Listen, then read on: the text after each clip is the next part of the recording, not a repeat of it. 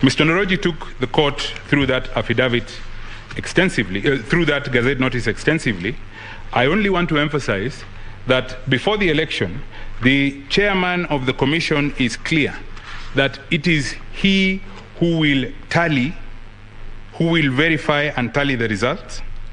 And for some reason, the chairman the chairman of the IEBC had the propensity to publish Gazette notices even where he didn't need to, because there was no need, there is no statutory basis or regulatory basis or even constitutional basis for gazetting the result pathway. But he went ahead and did it. And it is clear, and I submit it is admitted by the chairman of the IEBC that he exclusively, to the exclusion of the rest of the commissioners of the IEBC, tallied and verified the result for the presidential election.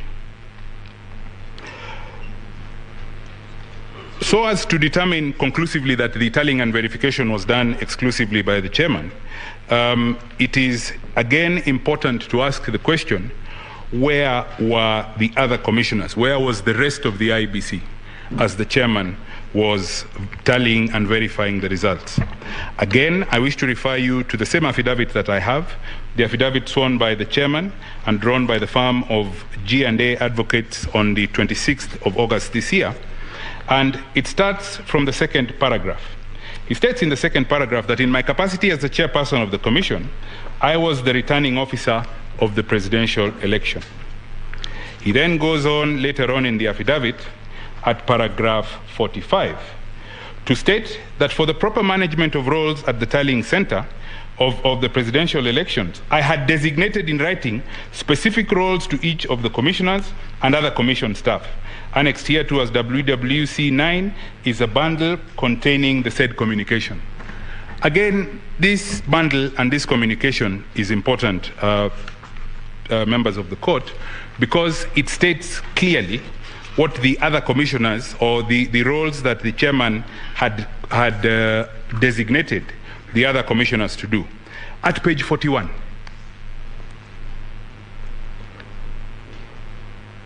there is an internal memo or a letter signed by the chairman on the 22nd of July addressed to the vice chairperson Juliana Cherere and Commissioner Boya Molu.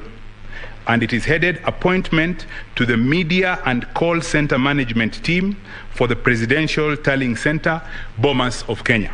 And he goes on, he says, consequently, you are hereby appointed to the Media and Incident Reporting Team of the Presidential Election Tallying Center as follows.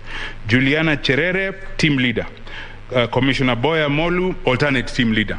And their roles are set out there. Terms of reference of your appointment provide liaison between the Presidential Returning Officer, who is himself, and the National Communication Center, preparing periodic briefs for the Presidential Returning Officer to address the media, briefing the Presidential Returning Officer on electoral activities across the country. Nothing to do with tallying and verification. The two subjects of that letter are commissioners of the IEBC. The next letter is on page 42, also dated the 22nd of July. This one is addressed to Commissioner Francis Wanderi and Commissioner Irene Masit. Again, under the hand of the chairman, and it is appointment to the Logistics, Welfare and Security Team at the Presidential Tally Center, Bomas of Kenya. Again, he appoints them in the second paragraph. Consequently, you are hereby appointed to oversight, provide policy direction and strategy formulation for the Welfare and Security Team of the Presidential Election Tallying Center. He then states their names and he states their terms of reference as security of the Tally Center and installations, the Tallying Center's logistics, planning and organization, security of members of the commission, staff, VIPs and other visitors, transport for commission staff, any other duties assigned. Important, those are two commissioners. None of them has been assigned to tally and verify. The third letter is on page 43, and this one is addressed to Commissioner Justus Nyang'aya. Again, Justus Nyang'aya is appointed to be in charge of dignitaries and protocol. And in the second paragraph, he is told that as team leader for dignitaries and protocol, he will be responsible for providing support services to the commission, managing protocol of dignitaries and VIPs, managing access to the Presidential Tally Center for